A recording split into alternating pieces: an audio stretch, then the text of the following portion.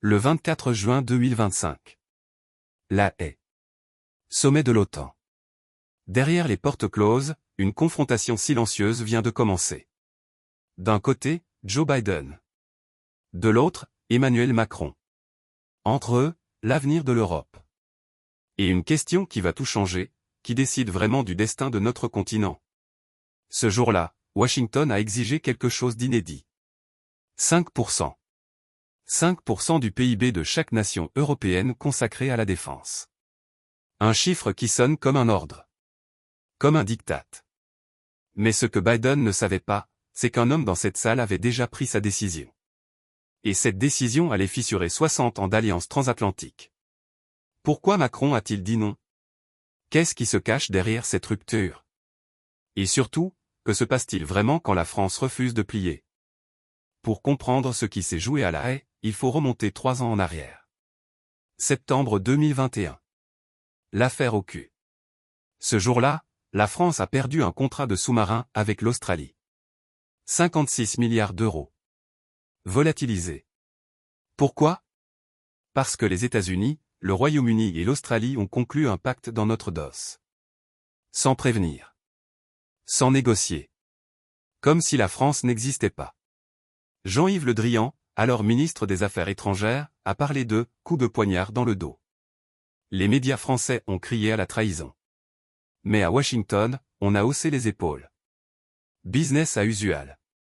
Ce jour-là, quelque chose s'est brisé. Pas seulement un contrat. Une illusion. L'illusion que la France était un partenaire respecté.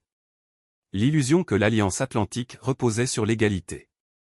L'illusion que nos intérêts comptaient autant que ceux de Washington. Macron a compris une chose, on ne peut pas compter sur un allié qui vous traite comme un vassal. Et c'est là que tout a commencé. Avançons maintenant jusqu'en 2024. Donald Trump revient dans le débat présidentiel américain. Et avec lui, une menace, si vous ne payez pas votre part, l'OTAN ne vous protégera pas, une phrase qui a glacé l'Europe. Mais pas la France.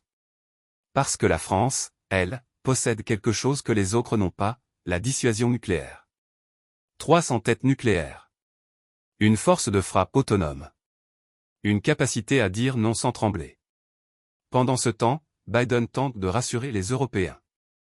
En décembre 2022, il reçoit Macron à la Maison-Blanche. Sourire. Poignée de main. Communiqué officiel, les présidents réaffirment leur engagement à travailler pour une Europe entière, libre et en paix. Tout va bien, en apparence. Mais dans les coulisses, c'est une autre histoire. Biden veut une chose, que l'Europe reste sous commandement américain. Que l'OTAN reste le seul pilier de la défense européenne.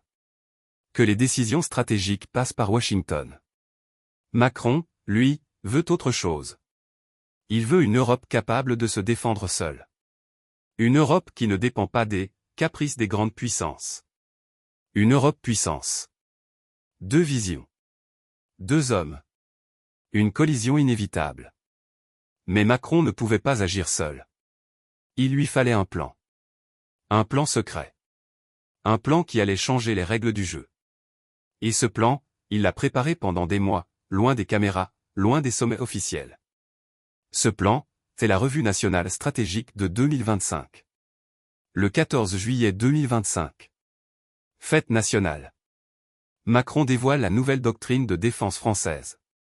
11 objectifs stratégiques. 3 milliards d'euros supplémentaires pour l'armée. Et surtout, un mot qui résonne comme une déclaration d'indépendance, autonomie. Autonomie technologique. Autonomie industrielle. Autonomie stratégique.